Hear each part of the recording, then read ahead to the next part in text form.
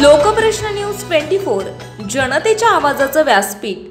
सरकारची ही जबाबदारी आहे की ऊस उत्पादक शेतकऱ्यांचे पैसे देणे, मात्र सरकारने टाळाटाळ केली। केवळ निदर्शने केली म्हणून पोलिसांनी शेतकऱ्यांना झोडपून काढलं। सरकारने दिलेला शब्द पाळला नाही। शाहू महाराजांची शतकोत्तर जयंती साजरी करत असताना शेतकऱ्यांना दिलेल्या आश्वासनाचं काय झालं? विधानसभेच्या तोंडावर आपण अडचणीत येणार म्हणून शक्तिपीठाचे भूसंपादन थांबवलं असं सांगतात, मात्र आम्हाला स्थगिती नको। शतकोत्तर सुवर्ण महोत्सव शाहू महाराजांची, मात्र कैफियत शेतकऱ्यांची। जनकस्थळापासून ते स्मृतीस्थळापर्यंत पदयात्रा काढणार आहोत। 26 जूनला 150 शेतकरी घेऊन सकाळी 7 वाजता ही पदयात्रा काढणार। महाराष्ट्राचे मुख्यमंत्री शब्द देतात आणि सोयीस्करपणे तो विसरतात।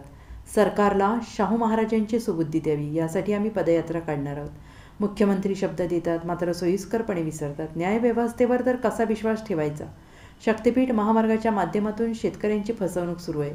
एखादी बातमी व्हावी म्हणून आम्ही काही करत नसतो, विषय संपला म्हणून तो संपत नसतो। शेवटी महाराष्ट्राचे मुख्यमंत्री शब्द देतात आणि ते जर सोयीस्कर विसरतात। आणि मी मगाशी सांगितलं कुणाकडे न्याय मागायचा? ज्या गुन्ह्यासाठी 7 वर्ष, ज्या कलमामुळे 7 वर्षापेक्षा कमी शिक्षा होणारे आहे, ते कलम असून सुद्धा जर का आमचे कार्यकर्ते 8-8 दिवस जर का पोलीस कस्टडीमध्ये राहत असतील, तर आता न्याय व्यवस्थेवर जर कसा विश्वास ठेवायचा आणि कुणावर विश्वास ठेवायचा? तो शब्द पाळण्याची सुबुद्धी त्यांना शाहू महाराजांनी द्यावी, ही कैफियत घेऊन ही यात्रा 26 जूनला सकाळी 8 वाजता कागलवरनं निघणार आहे। कशाचं? अजून काही निर्णय झालेला नाही आहे। हे असंच शेतकऱ्यांच्या एकजूट जे आहे त्याच्यामध्ये फूट निर्माण व्हावे, शेतकरी बेसावध राहावेत म्हणून वक्तव्य होत आहेत, परंतु अधिकाऱ्याने सांगितलं की अशा प्रकारचा आदेश आमच्याकडे आलेला नाही। मी आता इथं पत्रकार परिषदेला येण्यापूर्वी अधिकाऱ्यांना विचारूनच आलो। सुवर्ण महोत्सवी आमची संकल्पनाच अशी आहे की शाहू महाराजांचं सुवर्ण महोत्सवी जयंती आणि कैफियत ऊस उत्पादकांनी शक्तिपीठ बाधित शेतकऱ्यांची, ही संकल्पना आमची आहे। 150 वर्ष आहेत, त्यामुळे 150 लोक, त्याच्यासाठी आम्ही टी-शर्ट तयार केले। 150 लोक चालत असतील, त्याच्यापेक्षा जास्त असतील पण कमी असणार नाही।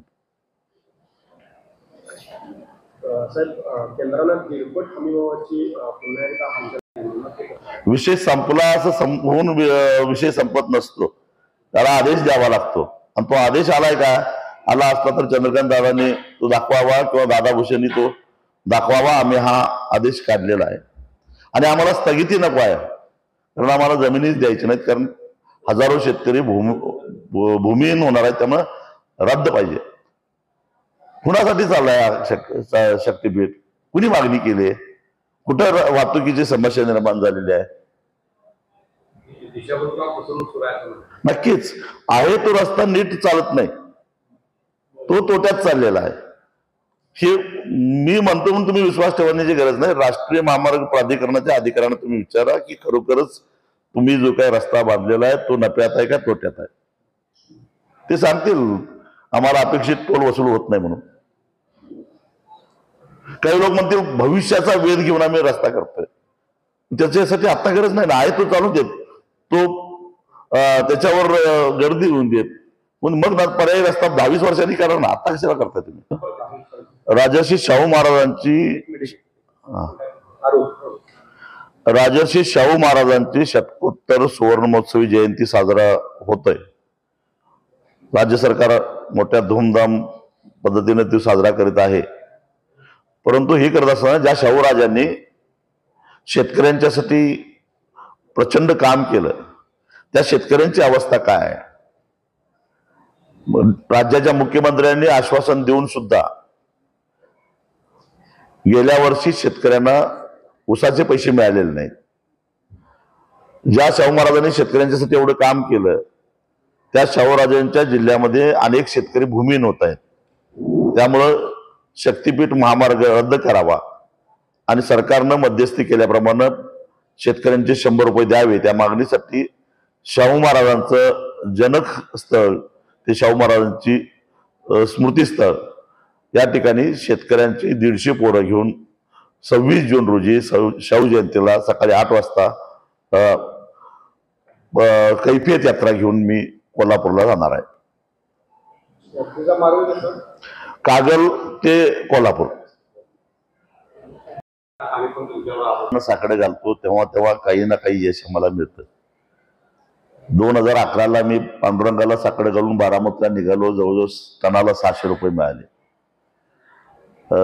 चव्हाण साहेबांच्या समाधीस्थळावर जाऊन साकडे घातलं. त्यानंतर साखरेच्या निर्यातीसाठी केंद्र सरकारला सबसिडी द्यावी लागली. त्यामुळे किमान 200 ते 300 रुपये साखर कारखान्यांच्याकडून आम्हाला वाढून मिळालं. जेव्हा जेव्हा आम्ही काही करतो, काही साकडे घालतो, कारण आमचे प्रयत्न हे प्रामाणिक असतात, दिखाऊ नसतात किंवा एखादं बातमी व्हावी म्हणून आम्ही काही करत नसतो. त्याच्यातून काही ना काही शेतकऱ्यांच्या पदरात पडलं पाहिजे म्हणून आमचे प्रयत्न असतात.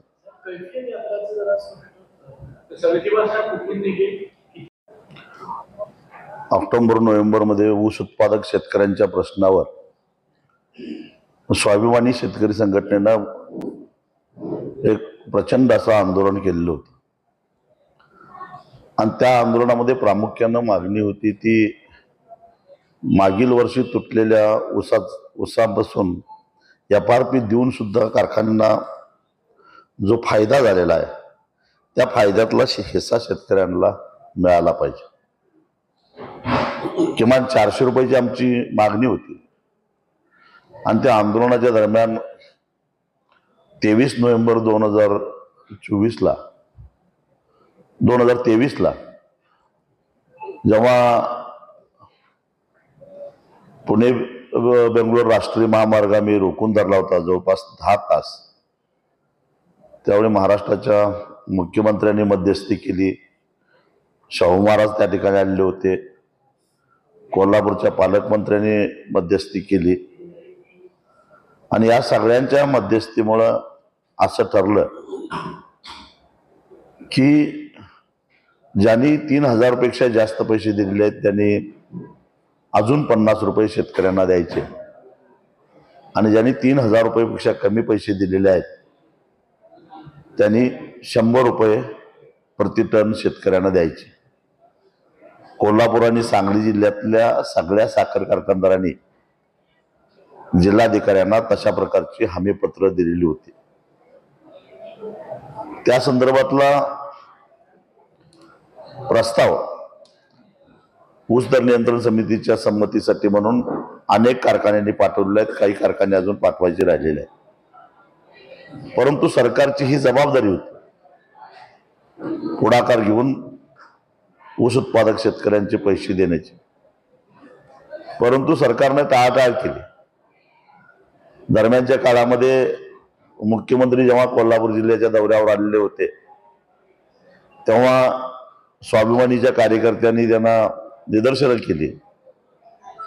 तर अक्षरशः गुन्हेगारांना वागणूक द्यावी त्या पद्धतीनं पोलिसांनी पट्ट्यानं झोडपून काढलं. सुप्रीम कोर्टाच्या निर्णयानुसार ज्या गुन्ह्यामध्ये 7 वर्षापेक्षा कमी शिक्षा असते त्या गुन्ह्यासाठी आरोपींना कोर्टामध्ये हजर करण्याची आवश्यकता नाही, त्यांना पोलीस स्टेशनमध्येच जामीन द्यावा.